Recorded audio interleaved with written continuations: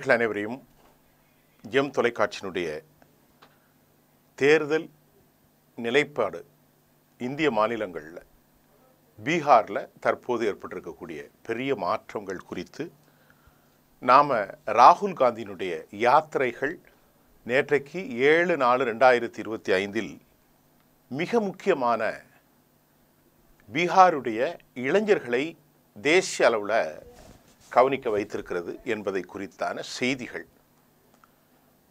ஹிந்தி, ஆங்கிலம், பிராந்திய மொழிகளில் எல்லா ஸ்டேட்லையும் இந்த செய்தி மிகப்பெரிய அளவில் இடம்பெற்றது.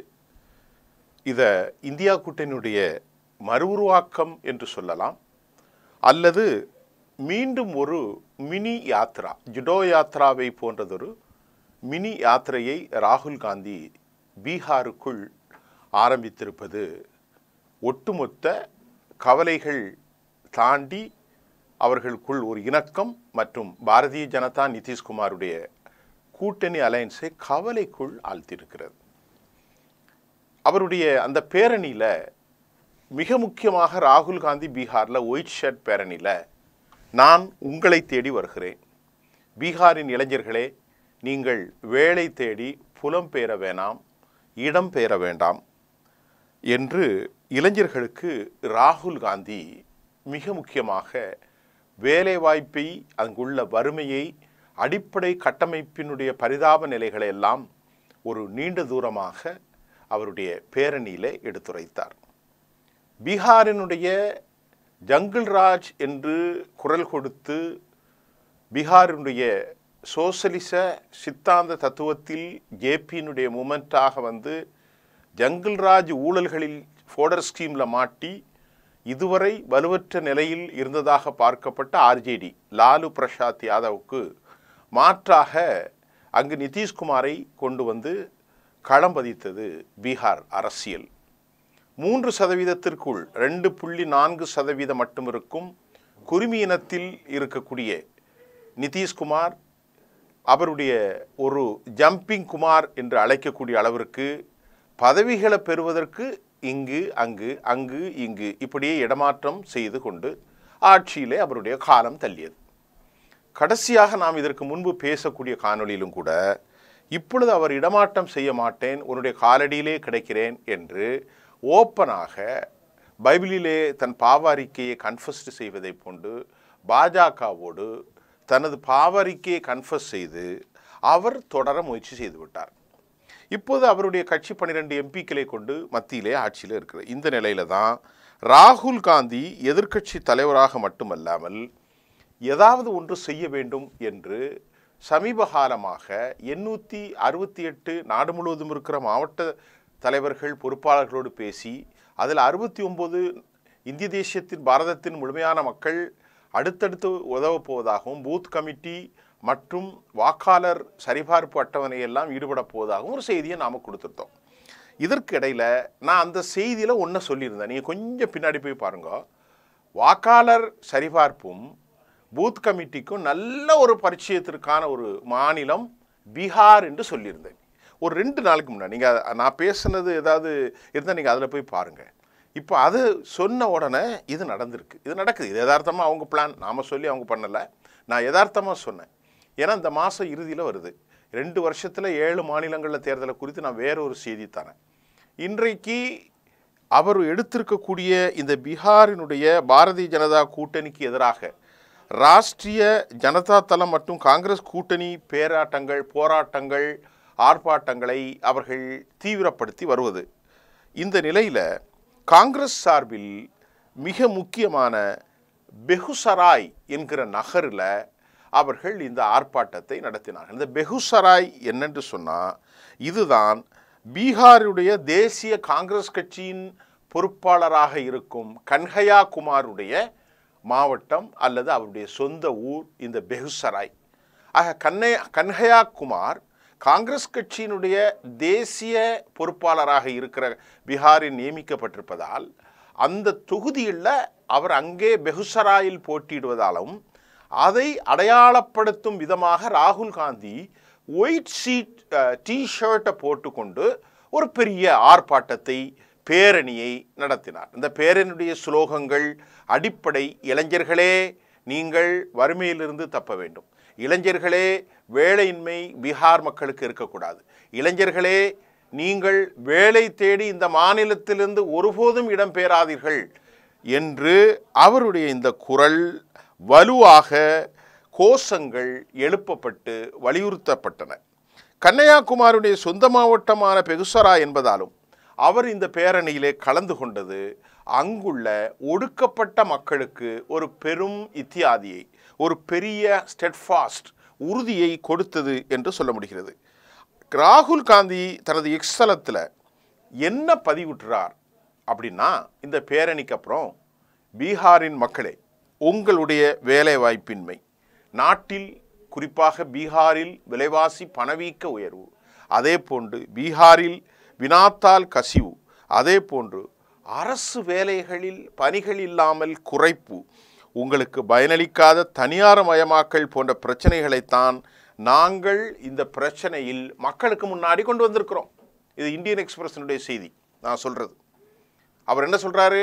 பணவீக்கம், விலைவாசி உயர்வு, அரசு வேலைகளில் இல்லாமை, வினாத்தால் கசிவு, இப்படி கார்ப்பரேட் இடங்களை ஆக்கிரமிப்பது, ஏழைகளுக்கும் ஒடுக்கப்பட்டவர்களுக்கும் இடமில்லை. ஆகவே பீகார் இளைஞர்கள் வேலை தாண்டி மானங்களை எல்லாம் இழந்து, குடும்பங்களை இழந்து, அவர்கள் அசிங்கப்பட வேண்டுமா?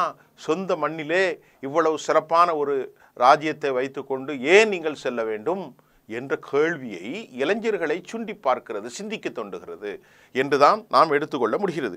பீகார் இளைஞர்களின் உணர்ச்சிகளை உலகம் காணவும் மாநில அரசாங்கத்தின் மீது அழுத்தம் கொடுக்கவும் வெள்ளை டிஷர்ட் அணிந்து எங்களுடன் சேருங்கள் பீகார் இளைஞர்களே, பீகார் இளைஞர்களே என்று அவர் பீகாரை மறுஉருவாக்கம் செய்ய விரும்புகிறோம். டொனால்ட் ட்ரம்ப் என்ன சொன்னார்?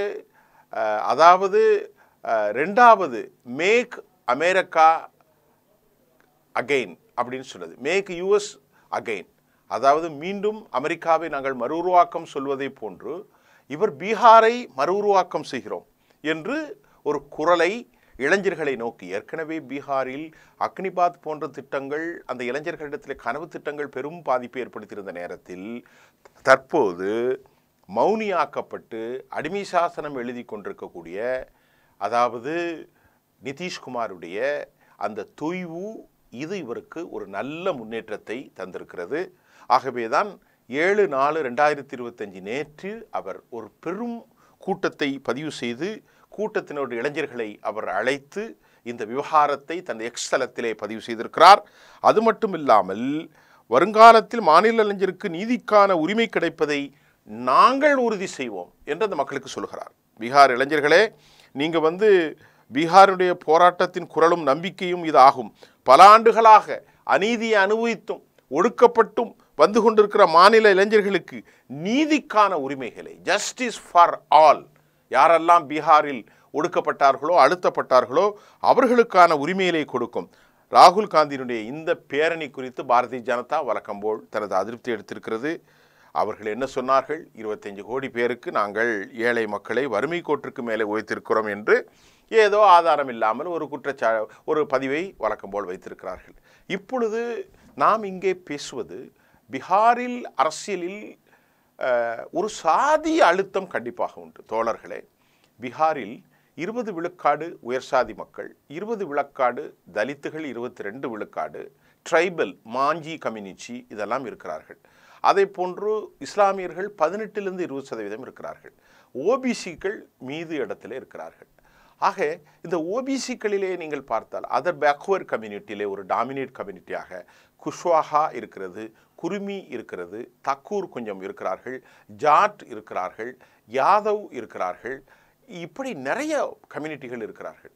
ஆகவே இந்த முறை அங்கே மக்கள் தேசிய அரசியலில் பாரதிய ஜனதாவால் என்ன லாபம் கிடைத்தது என்பதை தாண்டி இந்த முறை பாஜக தனது ஆட்சி நிலைநிறுத்துவதற்கு, வெளிப்படையாக பாஜக நிதிஷ்குமார் என்று சொன்னாலும் அவருக்கு எதிர்ப்பு அந்த மாநிலத்தில் பாஜக லோக்கல் தலைவர்கள்ட்ட இருக்கு. பாஜகவுக்கு ஒரு பெரும் சிக்கல் என்னென்றால் பாஜகவின் முகமாக ஒரு தலைவன் அங்கே இல்லை. அது அவர்களுக்கு ஒரு பெரிய பெரிய ஒரு இழப்பு தான். சுசில் மோடி போன்றவர் இருந்தார்கள் என்றாலும் கூட பெரிய அளவில் இல்லை. இப்பொழுது வக்ஃப் வாரியத்தில் ஏற்பட்டிருக்கக்கூடிய அதிருப்தி, கசீம் அன்சாரி போன்ற தலைவர்களின் வெளியேற்றம், வழக்கமாக 10 விழுக்காடு 8 விழுக்காடு வாக்கை பெறக்கூடிய காங்கிரஸ் கட்சிக்கு கொஞ்சம் செல்லும், ஆர்ஜேடிக்கு கொஞ்சம் செல்லும், நிதிஷுக்கு ஒரு செக்யூலர் தலைவராக நாங்கள் வாக்களிப்போம் என்று இஸ்லாமியர்கள் வாக்களித்தார்கள். அந்த வாக்கு இந்த முறை கிடையாது. அந்த வாக்கு இந்த முறை ஆர்ஜேடிக்கும் காங்கிரஸுக்கும் செல்ல போகிறது. அதே சமயம் மோடி என்கின்ற ஒரு பிம்பத்தை நாம் எளிதாக கடந்து சென்று விட முடியாது. அது எல்லா மாநிலங்களும் வெற்றி தேடித்தரக்கூடிய ஒரு பெரிய பிம்பம்.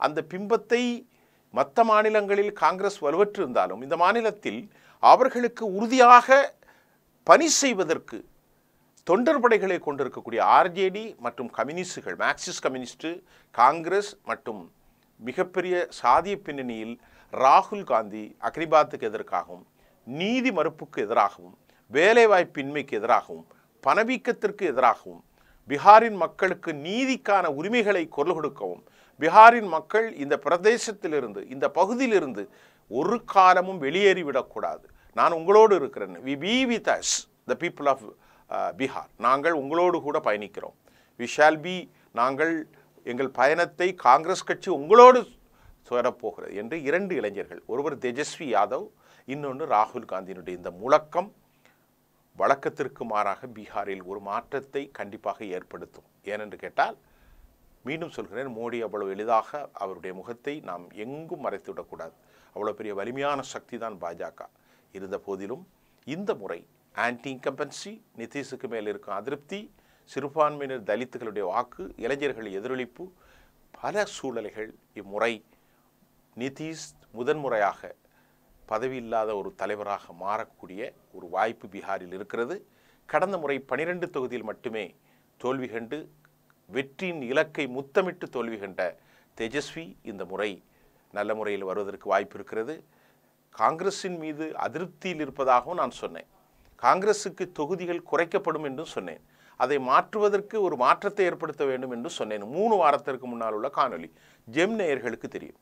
இப்பொழுது அதே நாம் எதை சொன்னமோ அதை இல்லை, நாங்கள் ஒரு வைப்ரண்டான, ஒரு ப்ரூடண்டான பார்ட்டி தான் என்பதை நிரூபித்திருக்கிறது. கன்ஹையா குமார், ராஜேஷ்குமார் மாநிலத்தினுடைய தலைவர், காங்கிரஸ் மாநில தலைவர் ராஜேஷ்குமார், ராகுல் காந்தி எக்ஸல பதிவு, ஆயிரக்கணக்கான மக்கள் கூடியது காங்கிரஸுக்கு அந்த மாநிலத்தில் மற்றொரு வலுவை ஏற்படுத்தியிருக்கிறது என்பதுதான் இந்த செய்தி அலசலினுடைய உங்களுக்கு பார்க்கக்கூடிய ஒரு புதிய பரிணாம கருத்துருவாக்கம் என்பதோடு இந்த செய்தியினுடைய அலசலை நான் முடிவு கொண்டு வருகிறேன். நன்றி.